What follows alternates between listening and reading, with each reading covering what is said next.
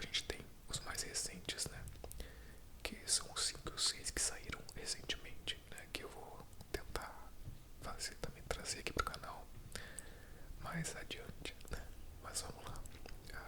Antes de começar a falar, eu vou dar um aviso aqui de spoilers. Provavelmente terão spoilers aqui. Vou falar acontecimentos do filme. Vou tentar não dar spoilers definitivos, assim, spoilers muito grandes. Mas sempre é bom deixar um aviso aqui no começo. Então, se tu preferir assistir o filme antes, ele está disponível na HBO Max, tá? Acho que todos os filmes da franquia, ou pelo menos os primeiros, a trilogia inicial ali, estão ali na HBO Max. Então está dado o aviso de spoilers aqui e vamos dar uma olhadinha na ficha técnica do filme, tá? E sinopse. Pânico 3 é um filme de 2000, né, do ano 2000, dirigido pelo Wes Craven. E a sinopse é a seguinte: assassinatos levam uma jovem, um repórter e um ex-policial ao set de um filme de horror, inspirado por acontecimentos aterrorizantes, aos quais eles sobreviveram. Terceiro filme da série Pânico. Um assassino copiador está à espreita. Então, no elenco, deixa eu ver se aparece o elenco aqui. Tô pegando a ficha no Google, tá, gente? A sinopse também. Neve Campbell, Courtney Cox, David Arquette, Parker Posey, Patrick Dempsey, Scott Foley, e o restante não aparece aqui, mas tem mais gente. Então, gente, o que eu posso falar desse filme? Esse filme, cara, eu achei esse filme estranhíssimo. Cara, eu acho que eu vou começar falando os pontos positivos da franquia e que se refletem aqui nesse filme. Um ponto, né, importante de se destacar: foi um filme que me prendeu do começo ao fim, tá? Ele não foi ruim a ponto de eu, sei lá, desistir no meio, como acontece de vez em quando. Ele me prendeu, tá? Então acho que isso se deve a alguns fatores, né? 3 fatores, acho que são preponderantes. O primeiro fator é o meu envolvimento com a própria série, a identificação prévia com as personagens, né? Ali, com a personagem da Gale, da Courtney Cox, né? Com o David Arquette ali, o Dwight, né? O Dewey. A gente já tem ali um envolvimento prévio construído nos 2 primeiros filmes. Então isso nos mantém um pouquinho mais interessados no desenvolvimento dessas personagens. E a Sydney, né? Aí eu queria entrar nos outros 2 fatores que pra mim são essenciais e fazem muito a franquia funcionar e ainda estão presentes aqui nesse filme. Que é, digamos, eu vou chamar de efeito Scooby-Doo. Efeito Scooby-Doo, que é um pouco do que o Pânico nos traz, que é aquela coisa de tem um assassino ou um bandido mascarado e a gente no final vai tirar a máscara dele pra saber quem é, né? E quem é o assassino. Então isso cara, é muito Scooby-Doo. E nesse filme aqui ficou um pouco mais Scooby-Doo, pelos motivos, depois eu vou adentrar nesses motivos. Mas eu queria falar do último fator aqui, que eu tenho percebido, assim, assistindo em sequência os filmes de Pânico. E eu acho que é um fator que não teve o devido reconhecimento ao longo do tempo. Eu acho que a gente lembra muito da franquia Pânico como algo que funcionou porque foi precursor, porque lançou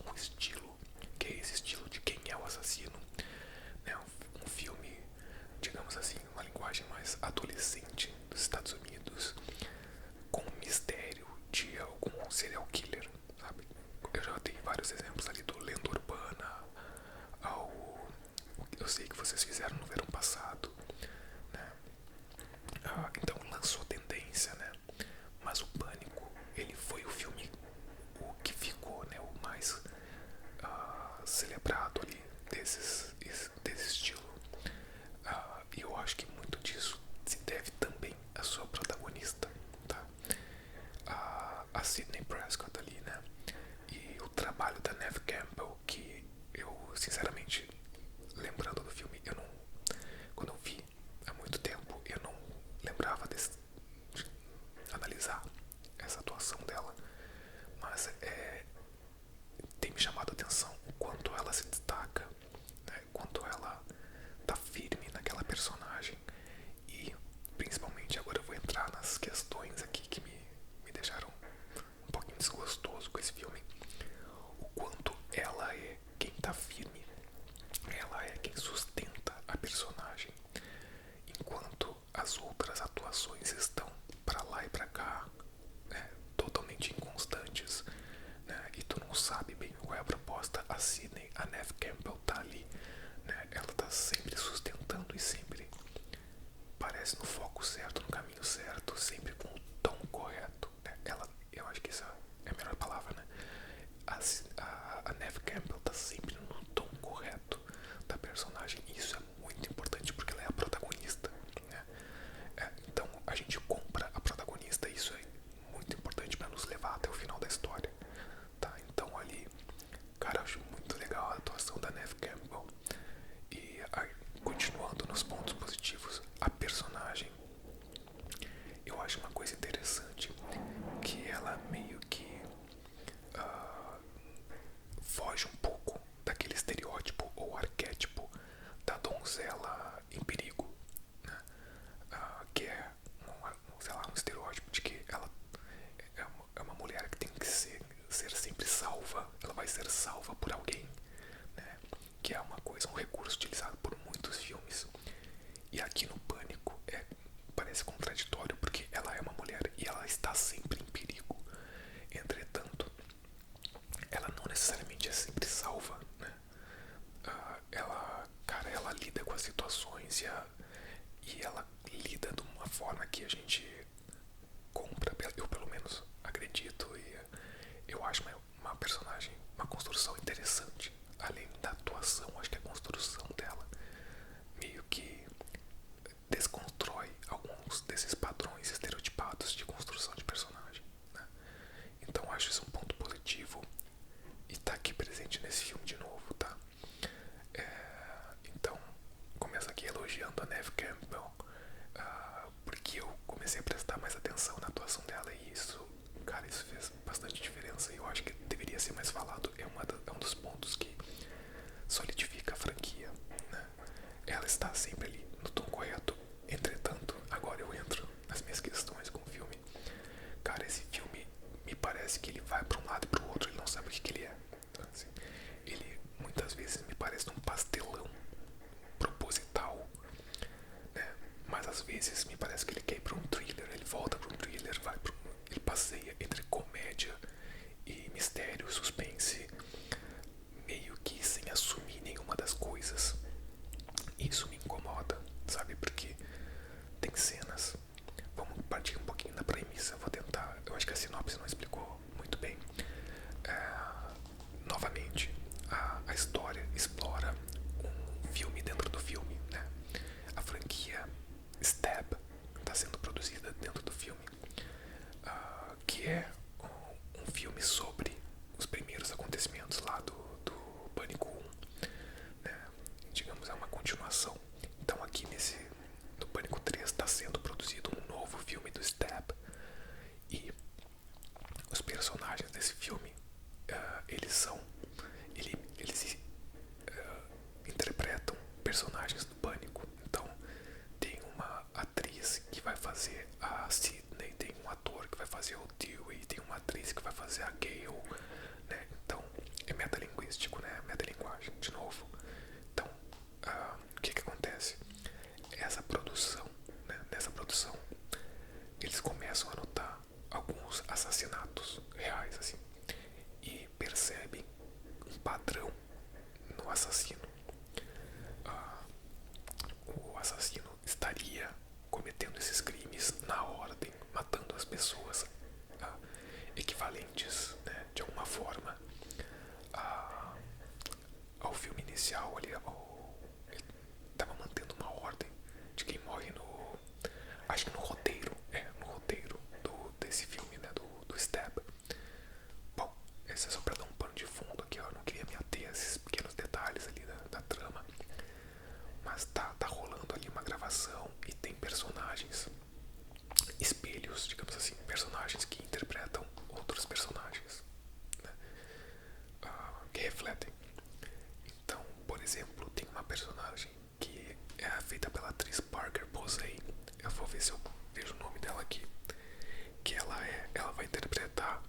Gale, que é a Courtney Cox. Jennifer, o nome da personagem é Jennifer.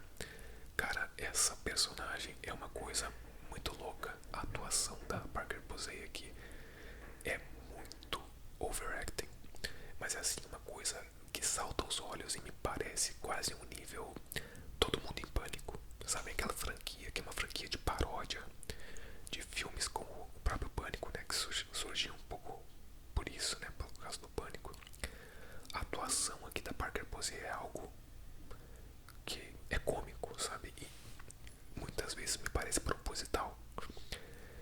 Inclusive em algumas interações dela com a Courtney Cox, né? É algo extremamente assim, exagerado. E cara, eu não teria problema com isso se o filme assumisse isso como proposta, tá? Beleza, é uma paródia, a gente tá parodiando a gente mesmo, estamos brincando com nós mesmos, né? Beleza, mas não, aí o filme sai um pouco disso e volta pro mistério, né? É um pouco esquisito, né? Tem toda uma história e ao mesmo tempo, né? Alguns, como eu falei, né? A gente tem essas atuações um pouco mais marcadas, um pouco mais overacting, e ao mesmo tempo a gente tem a Neve Campbell ali, a Sydney entrando na história com um tom de Sydney, o tom da personagem, sustentando um filme de mistério, thriller, né? Então ela vai ali pra. A Sydney começa o filme numa casa de campo meio escondida. Depois dos acontecimentos do segundo filme, né? Ela não quer ser encontrada, obviamente, porque ela se sente ameaçada. Mas tem uma certa ocasião ali que ela tem que voltar para a cidade, porque, bom, eventualmente o serial killer liga para ela e descobre onde ela tá. Aqui spoilers, mas não são spoilers definitivos, né? Aí ela volta, né? E ela acaba conhecendo o set de filmagens, né? O set de filmagens que emula a cidade, né? Que ela morava. Esqueci o nome da cidade agora. Mas a cidade dos primeiros acontecimentos ali do Pânico 1. Então ela volta pra casa, que era dela e tal, em forma de cenário e tal. Tem essas interações que até são interessantes, né? Essa reconstrução, essa metalinguagem do filme, alguns momentos funciona. Entretanto, pra mim, cara, tem um personagem ali, um detetive que vai investigar o caso, que é o Patrick Dempsey, que eu acho que ele tá em Grey's Anatomy. Eu conheço ele só, eu não vi Grey's Anatomy, tá? Mas eu conheço ele de alguns outros trabalhos. Eu não lembro se é isso, tá? É o Patrick Dempsey, tá? Se não é Grey's Anatomy, ele tá em outra série. Mas ele, assim como ele, alguns outros, aí é uma outra crítica que eu tenho ao filme.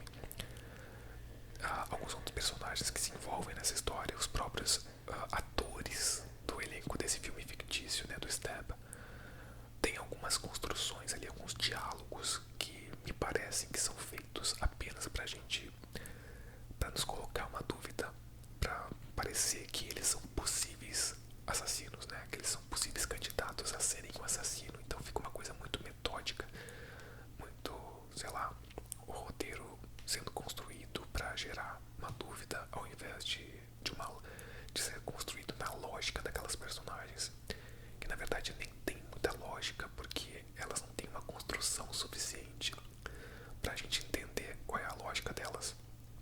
É um pouco bidimensional, digamos assim, unidimensional ou bidimensional, tá? Tanto faz.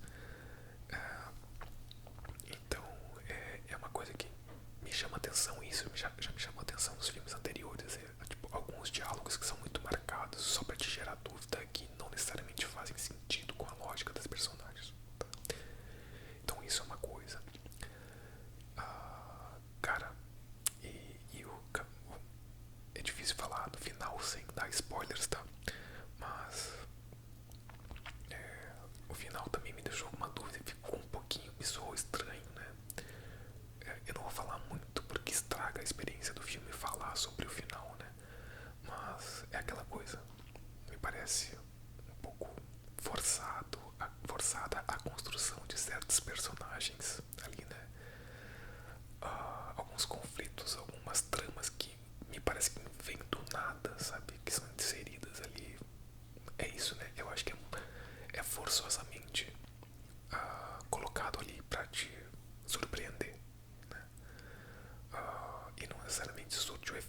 desejado no final, né? Pra mim, pelo menos. Ficou um pouquinho pastelão. E é isso, cara. Eu acho que o grande defeito, o grande problema desse filme é não assumir um gênero ou outro, né? Então, nada funciona tão bem. O suspense não funciona tão bem quanto funcionou, por exemplo, no segundo filme, em alguns momentos, os momentos de tensão. E a parte de comédia fica um pouquinho. Cara, às vezes fica um pouco ridículo, né? Sendo bem sincero. Então, é isso, sabe? O Pânico 3 parece, em alguns momentos, como eu falei, uma paródia de si mesmo. E é isso, né? Entretanto, tem aquele ponto, né? Eu fiquei preso até o final, eu queria saber quem era, eu já tinha as minhas desconfianças, né? Então acho que isso é um mérito do filme, muito conduzido por sua protagonista. Mas é isso, é um filme muito irregular, muito estranho esse filme. Mas que me deixou ainda assim, me deixou com vontade de seguir e assistir o quarto filme. Então acho que isso é um ponto positivo, né? Mas é isso, gente. Já falei, dei os meus pitacos aqui. Me digam se vocês viram a franquia Pânico, o que vocês acham da franquia. Se vocês lembram do terceiro filme, o que vocês acham, né? E vou tentar seguir aqui a franquia até o quarto e depois falar um pouquinho sobre os novos filmes, né? É isso, gente. Espero que tenham gostado do vídeo. Eu fico por aqui. Uma boa noite de sono